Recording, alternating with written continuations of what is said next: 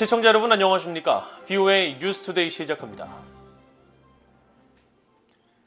미국 국무부가 한국에 배치된 고고도 미사일 방어 체계 사드에 대해 순전히 방어적 체계라는 점을 거듭 강조하면서 중국의 이른바 산불 정책 유지 요구는 합당하지 않다고 밝혔습니다.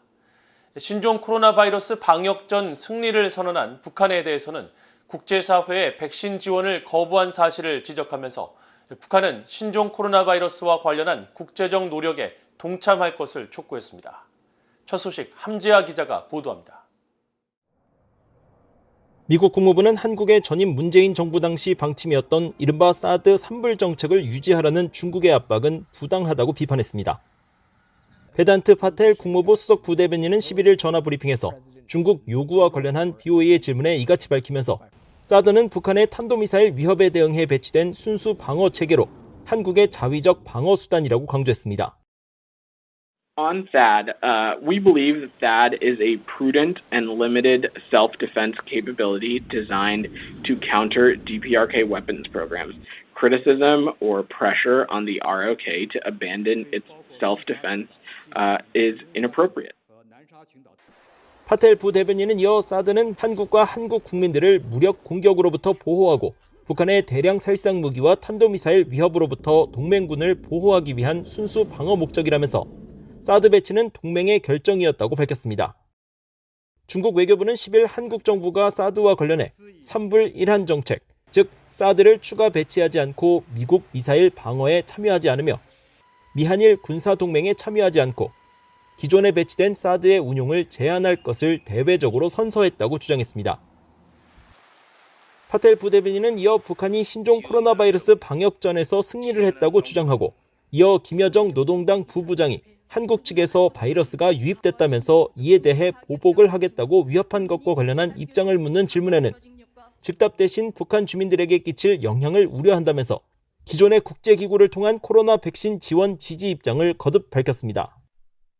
Look, we are very concerned about how COVID-19 could affect the North Korean people, and we continue to support the provision of vaccines to the DPRK.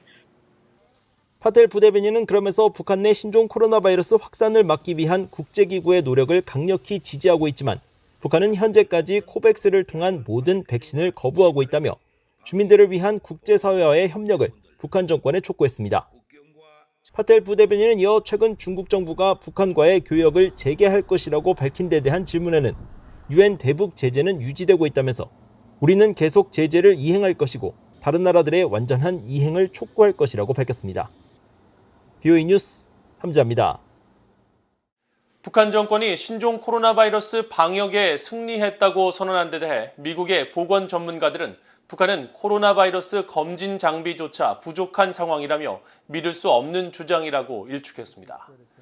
존 스와츠버그 미국 UC 버클리 전염병학 교수는 11일 북한이 제대로 된 검진을 할 수 없기 때문에 자국 내 신종 코로나 바이러스 유행의 범위와 정확한 사망자 수를 파악하는 것이 불가능하다면서 북한 정권의 방역 승리 규정은 앞뒤가 맞지 않다고 지적했습니다. 로런스 고스틴 조지타운대 보건법 교수도 인구 대부분이 백신을 맞지 않는 북한에서 코로나 바이러스 유행 3개월 만에 방역에 성공했다고 주장하는 것은 믿기 힘들다면서 오히려 섣부른 승리 선언은 주민들의 경계심을 낮추면서 향후 재유행과 더 큰 위험을 초래할 수 있다고 경고했습니다. 전문가들은 또 코로나 바이러스가 한국의 민간단체가 보낸 대북전단 풍선을 타고 북한에 퍼졌다는 김여정 노동당 부부장의 주장에 대해서도 과학적 근거가 부족하다고 지적했습니다. 뉴욕 유엔 본부에서 열리고 있는 제10차 핵확산 금지 조약 NPT 평가회의에서 미국 국무부 고위 관리가 북한의 핵과 미사일 개발이 국제 평화와 안보, 세계 비확산 체제에 심각한 위협이 되고 있다고 지적했습니다. NPT 평가회의 제2위원회에 미국 대표로 참석하고 있는 토마스 컨트리맨 국무부 국제안보 비확산국 선임 고문은 최근 공개된 성명을 통해 우리의 목표는 한반도의 완전하고 검증 가능한 비핵화라면서 이같이 밝혔습니다. 그러면서 우리는 북한과의 진지하고 지속적인 외교를 모색하는 조율되고 실질적인 접근법에 전념하고 있으며 북한이 NPT와 국제원자력기구 IAEA의 안전조치에 조속히 복귀하겠다는 약속을 이행하도록 지속적으로 촉구할 것이라고 밝혔습니다. 또 북한은 계속 불법 대량 살상 무기와 탄도미사일에 자금을 지원하고 있으며 유엔 안보리 결의안을 위반하며 제재를 회피하는 프로그램들을 시행하고 있다면서 미국은 북한과의 향후 대화를 촉진하는 데 역할을 하는 모든 당사국들이 유엔 안보리 결의를 완전히 이행할 것을 촉구한다고 밝혔습니다. 낸시 펠로시 미국 하원 의장이 이끈 의회 대표단이 타이완과 한국, 일본 등을 포함한 아시아 순방을 마치고 기자회견을 통해 이번 순방의 의미를 밝혔습니다. 펠로시 의장은 이번 아시아 순방의 핵심은 방위였다고 강조하고 한국 방문 때는 한국과 북한의 최신 동향을 보고받았다고 밝혔습니다. 이조은 기자가 보도합니다. 낸시 펠로시 미국 하원 의장 등 의회 대표단 의원들은 10일 연방의사당에서 아시아 순방 후 기국 회견을 열었습니다. 펠로시 의장은 방위가 이번 순방의 핵심이었다면서 이런 핵심 사안에 안보와 경제, 거버넌스 분야의 협력 확대를 추진하고 있는 조 바이든 대통령의 뒤를 이은 것이라는 점을 강조했습니다. Protecting to defend is what our CODELs are always all about, defense. That's the purpose, the justification.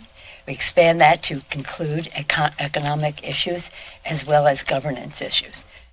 펠로시 의장은 이어 중국이 강하게 반발한 타이완 방문과 관련해선 미국과 타이완의 강력한 관계를 다시 보여주기 위한 것으로 타이완을 둘러싼 현재 상태를 바꾸고자 하는 것이 아니었다는 입장을 거듭 강조했습니다. Our purpose in going to Taiwan was to say that we have this strong relationship built on the status quo, which we support, which is really important because they're saying, well, we're trying to upset. No. 펠로시 의장은 그러면서 미국은 중국이 타이완을 고립시키는 것은 용납하지 않을 것이라고 거듭 강조했습니다. 이어 한국에선 한국과 북한의 최신 동향에 대한 보고를 받았다고 밝혔습니다.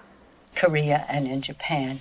And in Korea, we had the privilege, led by the General Lakamara, to go to the DMZ to get an up-to-date current report of the North-South dynamic in Korea. It was interesting to me because I've been to Pyongyang, I've been to North Korea. It's a horrible place. 하원 외교위원장인 민주당의 그리고리 믹스 하원 의원은 이번 순방 중에 타이완과 일본, 한국에 대한 미국의 군사물자 전달이 지연되고 있는 문제와 관련한 논의가 있냐는 질문을 받고 그렇다고 답했습니다. 믹스 하원 외교위원장은 그러면서 이런 방위물자 전달을 가속화하기 위한 법안을 위원회 차원에서 마련하고 있다고 밝혔습니다. VOA 뉴스 이존입니다. 미국과 한국, 캐나다의 7개 북한 인권 관련 시민사회 단체들이 한국을 방문 중인 안토니우 구테르스 유엔 사무총장에게 유엔 인권기구에 조속한 서울 사무소장 임명을 촉구하는 공동 서한을 보냈습니다.